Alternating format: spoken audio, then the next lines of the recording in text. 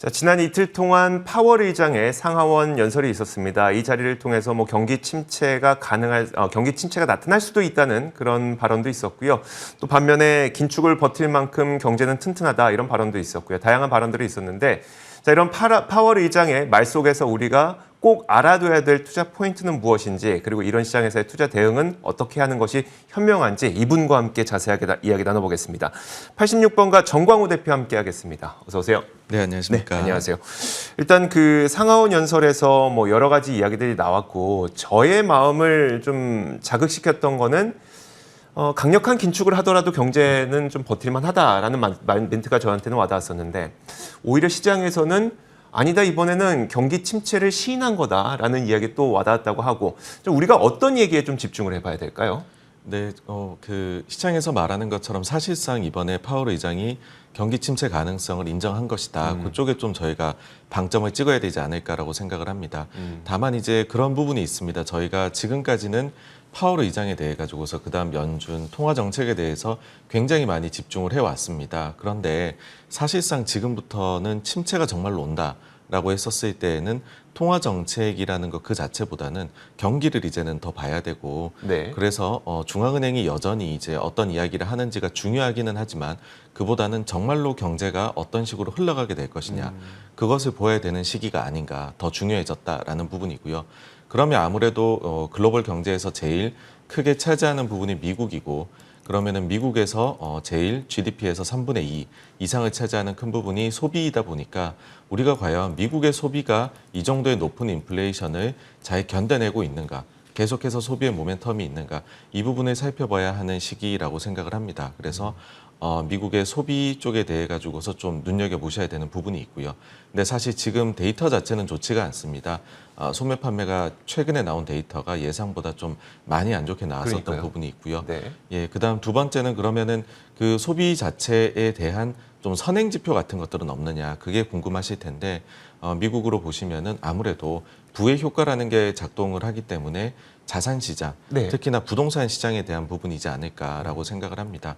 그렇게 봤었을 때에 가격은 계속해가지고서 지금 높게 상승을 하고 있기는 합니다만은, 네. 주택 경기 자체는 가령 예를 들어서 매매되는 부분이라든지 아니면은 모기지 금리가 빠르게 올라가서 여력이 줄어드는 부분이라든지 그런 쪽들은 또 좋지 않은 숫자를 보이고 있습니다. 네네. 그래서 아마 이것이 좀 소비 경기 둔화로 결국은 이어지게 되는 그런 힌트를 미리 주는 것이 아닌가.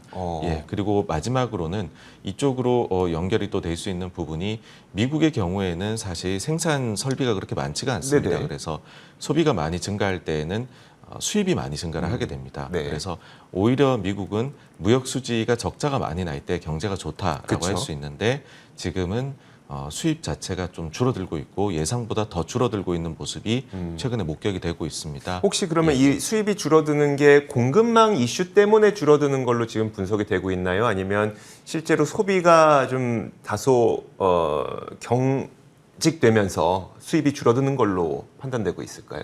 네, 사실 마침 수입이 줄어드는 구간에 중국에서 지금 강력한 당시가 이제 상해가 강력한 그 락다운에 들어갔었던 네네. 그 시기이기는 합니다.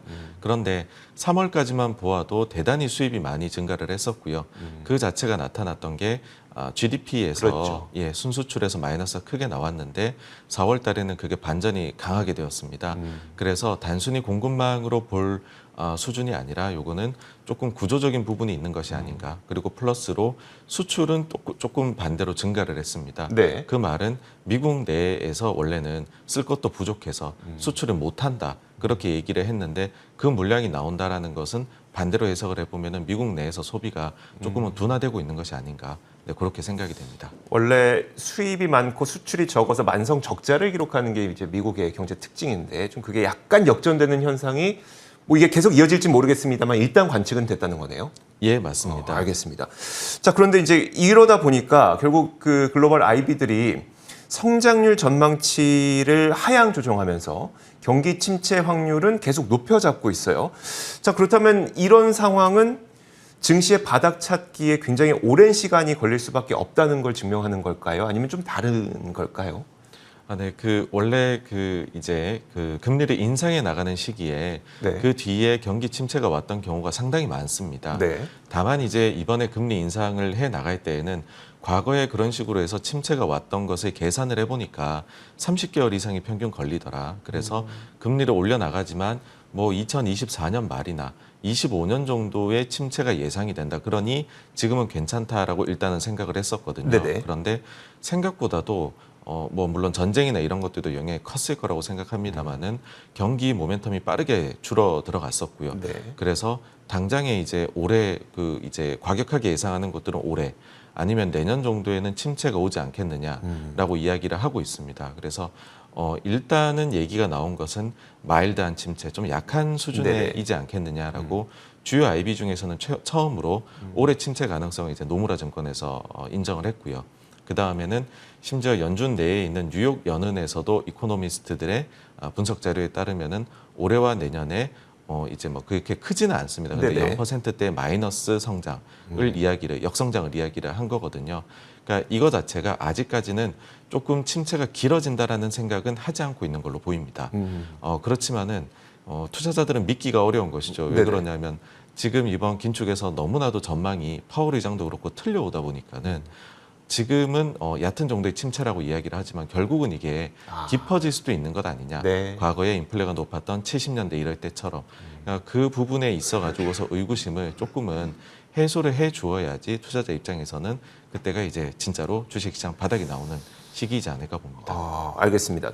사실 지금도 주장하시는 쪽에서 이제 아니다 좀 긍정적으로 보시는 분들은 지금 가격은 이미 침체 가능성까지 다 반영된 거다라고 보시는 분들이 있는 반면에 부정적으로 시장을 바라보시는 분들은 아니다. 이거 가격 아직 반영 안 됐고 침체되면은 더 떨어질 수 있다. 이렇게도 말씀하시는데 저희도 사실 이제 차트 보면은 이제 뭐 S&P 500과 그리고 음영으로 표시된 그러니까 침체 기간이 음영으로 표시된 이런 차트를 보면은 사실 음영 부분의 주가가 또 급락하는 부분도 굉장히 많이 저는 봤었거든요. 그러다 보니까 좀 걱정이 되는데 어떠세요?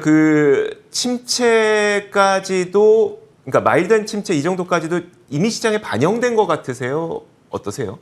네. 경기 침체가 오게 되면 네. 사실 그 경기 침체가 확정이 되었을 때 그때는 이미 주가가 저점을 지나가고 있을 가능성이 높기는 합니다. 네. 그렇지만은 상승장하고 다르게 약세장, 특히 약세장이 클라이막스를 찍을 그런 시기가 되면 네. 그때의 그림들은 상황에 따라서 많이 다른 측면이 있습니다. 그러니까 어떤 때는 V자 반등을 바로 보여주기도 하고 네네. 어떤 때는 이제 소위 쌍바닥이라고 하죠. 좀 다졌다가 가기도 합니다. 그래서 이번에도 뭐 침체가 정말로 온다고 했을 때 그게 어떤 모습일지 확실하게 말씀드리기는 이게 좀 어려운 측면이 분명히 있기는 합니다. 네. 다만 그렇지만 한 가지 말씀드릴 수 있는 것은 이번에는 과거하고 다르게 그러니까 2020년 3월 달에 코로나는 저희가 일시적인 뭔가 이벤트라는 느낌이 그랬죠. 그렇지만 강력한 그런 거라는 느낌이 강했다면 지금은 좀 그동안 묵혀왔었던 뭐 40년 만에 어떤 것이다라는 이야기들을 굉장히 많이 하시잖아요. 네네. 이런 경우에는 한 번에 좀 치고 가기는 어렵지 않을까. 그래서 저희가 저점을 정확히 맞추기는 어렵다 하더라도 그 부분이 꽤나 이제 시간적으로는 저희한테 매수할 수 있는 기회를 충분히 열어줄 것 같습니다. 그래서 지금 떨어지고 있을 때 저점을 내가 정확히 맞추겠어. 그거는 저는 저도 못 맞출 것 같고요. 네네. 위험한 전략 같지만은 거기에서 일정 수준 머무르고 있을 때에 그래서 좀 상황이 개선되는구나 싶을 때에 투자를 결정하심이 왜 이런 말씀을 드리냐면 이미 사실은 뭐 현금을 100% 가지신 분들보다는 주식을 많이 가지고 계시고 맞아요. 고통받는 분들이 많으신데 마지막 남은 현금을 언제 내가 물타기에 투입할까 이 고민을 하실 거거든요. 어떻게 우리 마음을 이렇게 잘 아세요? 그러니까 저도 이제 있다 보니까는 네. 같은 상황이고요. 그런 것들을 경험을 하다 보니까 안타까운 마음에 드리는 말씀인데 그런 상황에서는 마지막에 돈은 사실은 좀 많은 어려움들이 해소되고 그 뒤에 투여를 해도 절대 늦지 않은 그런 소중한 돈이다. 네. 그렇게 생각하기에 이런 의견을 드립니다. 알겠습니다. 자, 그러면 인플레이션은 과연 언제쯤 잡힐 것이냐에 대한 궁금증도 있거든요. 사실 지난 시간에도 나오셔서 그렇게 쉽게 잡힐 것 같지는 않다고 말씀을 해주셨고 요즘에 그런 의견들이 좀 많이 늘어나고 있는 것 같더라고요. 피크는 언제쯤 될 것 같으세요? 네, 사실 지금이 거의 피크 부근에 지나고 있다라고 많은 분들도 말씀하시지만은 저도 그 의견에 거의 동의를 합니다. 사실 8%대의 물가 상승보다 더 높은 물가 상승 나오는 경우는 거의 없기는 하거든요. 네. 그래서 우리가 피크라는 거를 아는 것도 중요하지만 그보다 더 중요한 것은 그래서 얼마나 빠른 속도로 내려올 것인가 그 부분이라고 생각을 하는데요. 네네.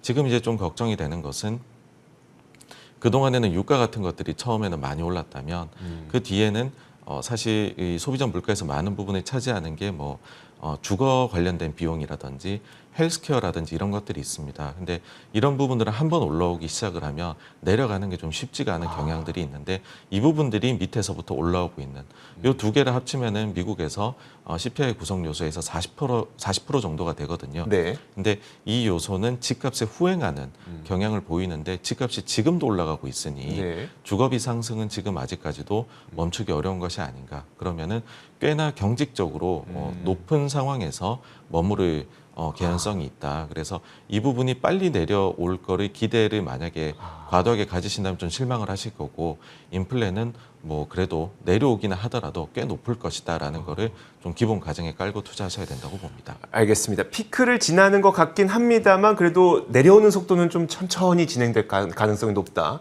이걸 좀 전제로 깔고 투자 전략을 세워야 될 것 같은데 그럼 마지막으로 이런 전제로 우리가 그 투자에 대한 대응 전략을 세우려면 어떤 식으로 좀 세우면 좋을까요? 네, 그래서 아직까지는 조금 조심하시면서 투자를 하시면 어떨까라는 생각이고요. 네네. 그러다 보니까는 여기에서 뭐 다른 쪽으로 뭔가 해지한다 이런 것들 그런 것들도 사실은 다 배팅이기 때문에 네네. 저는 그런 전략은 그렇게 개인 투자자분들이 세우실 만한 건 아니라 생각이 되고 조심하신다라고 하면은 그 중에서는 현금이 제일 나은 대안이다. 그래서 가지고 계신 현금을 가지고서 정말로 이 그 스트라이크 존을 좁히셔서 네네. 상당히 매력적인 기업이다라고 하면 투자하시겠지만 아니라면 현금을 꾸준히 지금 남은 거는 계속 유지를 하셔도 괜찮다 그런 생각입니다. 알겠습니다. 자, 이렇게 저희가 요즘 이 상황에 대해서 조금 더 자세하게 분석을 해봤습니다. 이분과 함께 이야기를 나눠봤습니다. 86번가 정광우 대표였습니다. 고맙습니다. 감사합니다.